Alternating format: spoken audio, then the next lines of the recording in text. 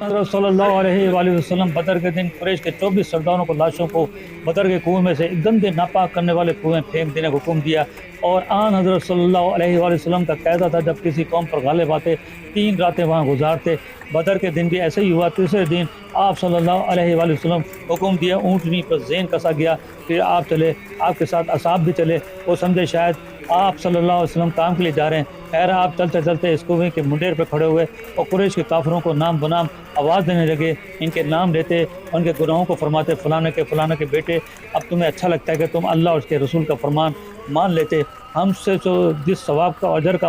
ہمارے مالک نے وعدہ کیا وہ ہم نے پا لیا، تم سے جس عذاب کا پروردگار نے وعدہ کیا تم نے اس کو پا لیا۔ ابو طلحہ نے کہا، یہ سن کر حضرت عمر رضی اللہ عنہ نے عرض کیا، یا رسول اللہ صلی اللہ علیہ وآلہ وسلم، آپ ایسی لاشوں سے بات کریں جن میں جان نہیں۔ آپ صلی اللہ علیہ وآلہ وسلم نے فرمایا، اس